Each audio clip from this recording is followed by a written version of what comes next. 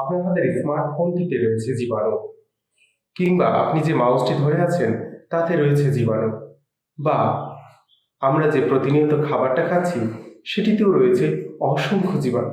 প্রিয় দর্শক, আজকের এই ভিডিওতে আলোচনা করব জীবাণু নিয়ে। আমরা প্রতিজনই শুনে আসছি জীবাণু কিংবা জীবাণু। এই জীবাণু কি? এই জীবাণুই আমাদের রোগ সৃষ্টি করছে। কিন্তু সব জীবাণু কি আমাদের রোগ সৃষ্টি করে? না, মাত্র 5% জীবাণু আমাদের রোগ সৃষ্টির জন্য দায়ী। 95% জীবাণুই আমাদের উপকারী জীবাণু।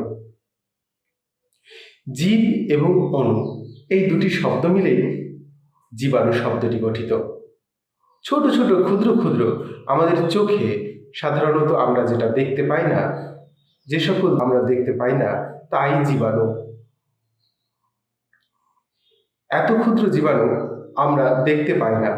মাইক্রোস্কোপ কিংবা আরো শক্তিশালী ইলেকট্রনিক মাইক্রোস্কোপ দিয়ে এই সকল জীবাণু দেখতে হয়। এই জীবাণু কত রকমের হয় চলুন আমরা দেখে আসি জীবাণুর বিভিন্ন প্রকারভেদ।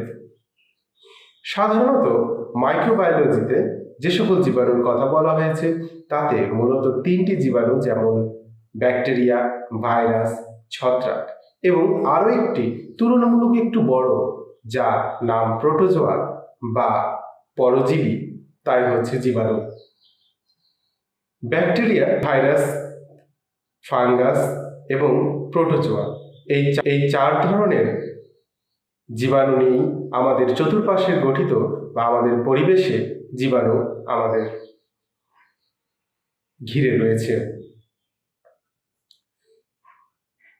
সাধারণত আমরা দেখে থাকব পৃথিবীতে যদি দুটো ভাগে ভাগ করা হয়, সকল জিনিসকে যদি দুটো ভাগে ভাগ করা হয়, তাহলে আমরা দেখব যে হয় জড় না হয় জীব। এই যে ভাইরাসটা আমরা দেখছি, এই ভাইরাসটি এমন এক ধরনের জীবাণু যা না জড় না জীব, এমন একটি মধ্যম পর্যায়ে অবস্থান করছে এই ভাইরাস। এই ভাইরাসটি সবচাইতে ক্ষুদ্র জীবাণুদের মধ্যে একটি। এরপরে আসছে ব্যাকটেরিয়া। আমরা দেখে থাকব যে আমাদের জীবের মধ্যে রয়েছে 2 ধরনের জীব, যে একটি হচ্ছে উদ্ভিদ, একটি হচ্ছে প্রাণী। অর্থাৎ যে সকল জীব চলাফেরা করতে পারে, নড়াচড়া করতে পারে, এক স্থান থেকে আরেক স্থান যেতে পারে, সেগুলোই হচ্ছে প্রাণী। আর যে সকল জীব এক স্থান থেকে অন্য স্থানে যেতে পারে না, অথচ তাদের জীবন আছে, সে সকল জীবকেই বলছে উদ্ভিদ। কিন্তু ব্যাকটেরিয়া এমন একটি পর্যায় যা না উদ্ভিদ না প্রাণী, এই মধ্যম একটি পর্যায়ে অবস্থান জীবগুলোই হচ্ছে ব্যাকটেরিয়া। আর আর ছত্রাক হচ্ছে একটি উদ্ভিদ। এই সকল ছত্রাক বা এই সকল উদ্ভিদগুলোর ক্লোরোফিল নেই, অর্থাৎ নিজেরা নিজেদের খাবার তৈরি করতে পারে না। এদের ক্লোরোফিল নেই, এরা সাদা ধরনের হয়ে থাকে বা অন্য কোনো রঙের হয়ে থাকে।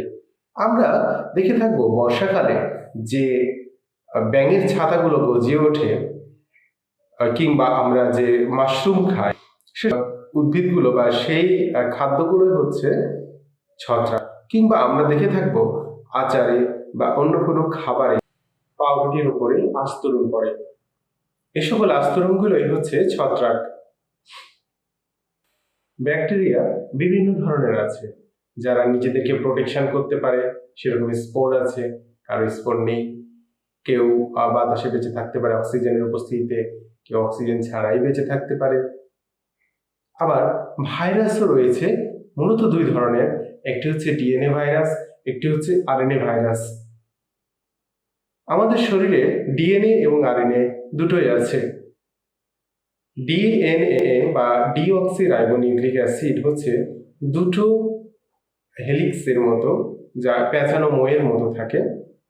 আর আরএনএ হচ্ছে এই মইয়েরই এক সাইড থাকে না, আরেক সাইড শুধু একটি হেলিক্স দ্বারা গঠিত, এগুলো হচ্ছে আরএনএ। তো আমাদের শরীরে দুটোই আছে, ডিএনএ এবং আরএনএ, কিন্তু ভাইরাসে কারো কারো ক্ষেত্রে শুধু ডিএনএ এবং কারো কারো ক্ষেত্রে শুধু আরএনএ আছে। সম্প্রতি আমরা দেখেছি করোনা ভাইরাস। এই করোনা ভাইরাসটি হচ্ছে একটি আরএনএ ভাইরাস, অর্থাৎ এর ডিএনএ নেই, আরএনএ উপস্থিত।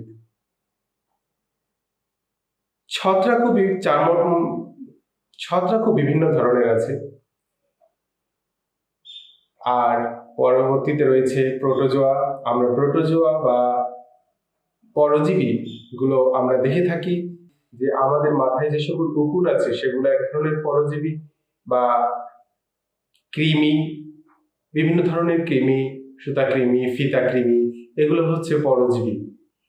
যদি এগুলা দেখা যায়, এগুলোকে জীবাণু বলা যাবে না, এগুলোকে পরজীবী বলা হয়। তো এই ধরনের বিভিন্ন ধরনের অণুজীব বা জীবাণু মিলেই গঠিত হয়েছে এই জীবাণুবিদ্যা, এবং এই সকল ছোট ছোট ক্ষুদ্র ক্ষুদ্র জীবগুলোই হচ্ছে জীবাণু। আমরা জীবাণু সাধারণত দেখতে পাই না, মাইক্রোস্কোপ বা ইলেকট্রনিক মাইক্রোস্কোপ দিয়ে এদেরকে 100 গুণ বা 1000 গুণ বড় করে আমাদের দেখতে হয়। পরবর্তীতে আমরা আলাদাভাবে ব্যাকটেরিয়া, ভাইরাস, ছত্রাক এবং পরজীবী নিয়ে আলাদাভাবে আলোচনা করব। আজকে এ পর্যন্তই। আপনারা আমাদের সাথে থাকবেন। পরবর্তীতে নতুন নতুন মেডিকেল সায়েন্স অ্যান্ড টেকনোলজির আপডেটগুলো নিয়ে আপনাদের সামনে উপস্থিত হব। আর সামনে ব্যাকটেরিয়া, ভাইরাস, ছত্রাক অর্থাৎ জীবাণু নিয়ে পুরো বিষয়টাকে ক্লিয়ার করার জন্য আমরা তো আসছি সামনে। আরেকটি বিষয় নিয়ে আমরা আলোচনা করব, সেটা হচ্ছে রোগ প্রতিরোধ ক্ষমতা নিয়ে, অর্থাৎ রোগ প্রতিরোধ ক্ষমতা শরীরে কিভাবে কাজ করে, রোগ প্রতিরোধ ক্ষমতা কিভাবে একটি জীবাণুকে ধ্বংস করে দেয় আমাদের শরীরের, বা একটি ক্ষতিকর জীবাণুকে, সুনির্দিষ্ট একটি ক্ষতিকর জীবাণুকে কিভাবে ধ্বংস করে, এত এত হাজার হাজার জীবাণু থাকা সত্ত্বেও কিভাবে একটি ক্ষতিকর শুধু নির্দিষ্ট একটি জীবাণুকে ধ্বংস করে, সে নিয়ে আলোচনা করব পরবর্তীতে একটি ভিডিওতে।